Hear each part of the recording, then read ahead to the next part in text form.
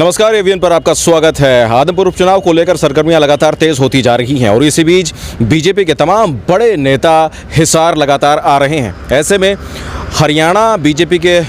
प्रदेश अध्यक्ष और पूर्व कृषि मंत्री ओपी धनखड़ हिसार के बीजेपी कार्यालय पहुंचे और कांग्रेस पर जमकर निशाना साधा। उन्होंने कहा कि कांग्रेस की जो भारत जोड़ो यात्रा है उससे सिर्फ कांग्रेस को ही जोड़ा जा रहा है। वहीं उन्होंने नाम लिए बिना कहा कि कांग्रेस पार्टी ने हरियाणा प्रदेश की पार्टी के जो 2 प्रदेश अध्यक्ष जो बनाए गए थे उनके साथ भी दुर्व्यवहार किया गया क्योंकि वो दलित थे। उन्होंने कहा कि एक जो प्रदेश अध्यक्ष थे दलित थे, इसी वजह से उन्हें पीटा गया, जबकि दूसरी जो प्रदेश अध्यक्ष थी दलित होने के चलते उन्हें तो टीम ही नहीं बनाने दी गई। वहीं उन्होंने ये भी कहा कि भव्य बिश्नोई आदमपुर उपचुनाव से प्रत्याशी हैं, उन्हें थोक के तरह से बहुत बड़े बड़े आशीर्वाद मिलने जा रहे हैं और वो जीतेंगे। का कारण और चुनाव की दोनों चीज़ें जो मैं देख रहा हूँ, चुनाव की अभी की जो आप सब लोग कवर कर रहे हैं सब मुद्दे, और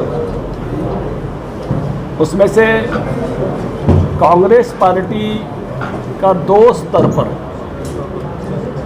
एक अखिल भारतीय स्तर पर कांग्रेस पार्टी सने सने कमज़ोर होती जा रही है और उसमें बहुत सारे बिखराव हमने खुद पिछले दिनों में देखे हैं। कांग्रेस पार्टी का सिकुड़ना एक विषय जो कि ऑल इंडिया लेवल पर सिकुड़ रही है, उनके नाते उनके प्रयोग भी चल रहे हैं। उन्होंने खड़गे जी को अध्यक्ष बनाया है उन प्रयोगों के नाते, लेकिन खड़गे जी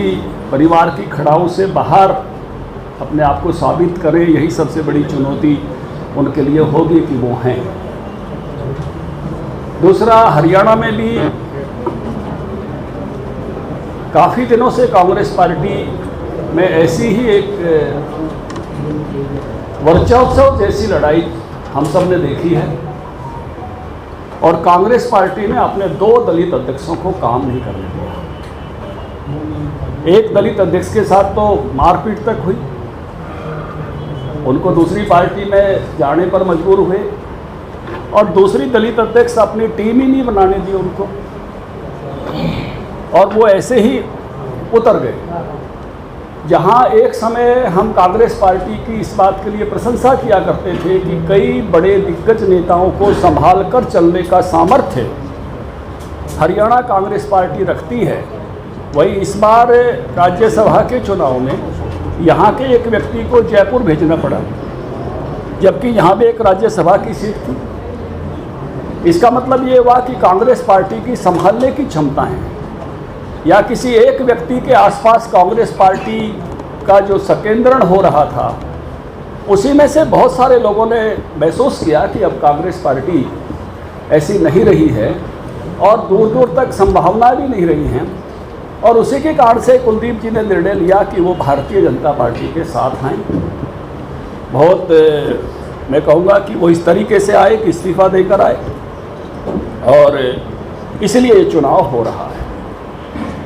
इस चुनाव को जब मैं देख रहा हूँ तो 2 मुद्दे महत्वपूर्ण दिखाई देते हैं। एक मुद्दा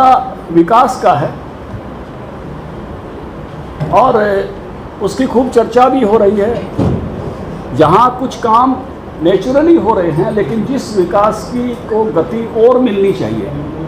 ऐसे आदमपुर के लोगों की आकांक्षा है। अगर पुराने आंकड़ों की बात करें तो एक आंकड़ा आपके सामने रोजाना आ रहा है 500 करोड़ से अधिक का, कि यहाँ विकास के काम पिछले 8 वर्षों में लगभग 700 करोड़ का बीमा, फसल बीमा के पैसे यहाँ किसानों को मिले हैं। 300 करोड़ की नहरों की रीमॉडलिंग का खर्चा यहाँ हुआ है। तेल तक पानी पहुँचाने की बात हुई है। 58 करोड़ का जो डिजास्टर मैनेजमेंट का मुआवजा होता है, जो 15,000 रुपये हो गया, जब हमने 12 किया था, उसके पैसे जो है वो पाइपलाइन में है, यहाँ पहुँचने हैं। सब मंजूरियाँ हो गई हैं, चुनाव के बाद लोगों को मिलेंगे। बाल समझ के कॉलेज का मुद्दा है, और उसके बाद भी जब लंबे समय तक कोई विपक्ष में कोई हल्का रहता है तो एक आकांक्षा स्वाभाविक रूप से होती है कि हम जब कोई संभावनाएं बाकी नहीं हो रही। इसलिए मुझे पूछा था एक सवाल कि आपका कैंडिडेट पहले कांग्रेस पार्टी में था, मैंने कहा कोई जहाज जब टेक ऑफ ही नहीं हो रहा है तो जो गाड़ी जा रही है उसमें बैठेंगे। जब विकास के लिए प्रतिनिधित्व करते हैं अपने अपने इलाके का, कांग्रेस की कोई संभावनाएं नहीं बन रही हैं, तो निश्चित रूप से बहुत सारे साथी हमारे उस नाते से, क्योंकि राजनीति विकास के लिए होती है, राजनीति प्रगति के लिए होती है, राजनीति अपने इलाके को आगे ले जाने के लिए होती है, और उस नाते से वो इसलिए तो कांग्रेस पार्टी की गाड़ी टेक ऑफ ही नहीं हो रही है, उनका जहाँ टेक ऑफ ही नहीं हो रहा है, तो इसलिए निश्चित रूप से मैं कह सकता हूँ कि ये जो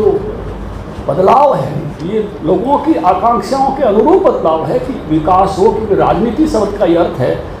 लोगों का भला, विकास, वो नीति जिससे क्षेत्र का विकास हो सके। दूसरा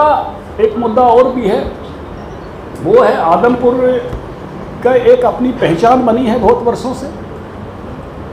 भजन लाल जी के साथ बनी है, क्योंकि हर इलाके में कोई ना कोई एक प्रमुख नेता किसी न किसी समय में होते हैं, होते रहे हमारे प्रदेश में भी। और वो मैं कहता हूँ कि एक तरह से उनका ऐसा इलाके के साथ इस प्रकार का जुड़ाव होता है कि इलाका की पहचान और इलाका अपनी पहचान उन नेताओं के साथ देखता है। बहुत वर्षों तक भिवानी में बंसीलाल जी की स्थिति नहीं थी, उस तरह से देखते थे। एक समय में चौटाला जी की ये स्थिति सिरसा जिले को लेकर थी, अब बदल रही है स्थितियाँ।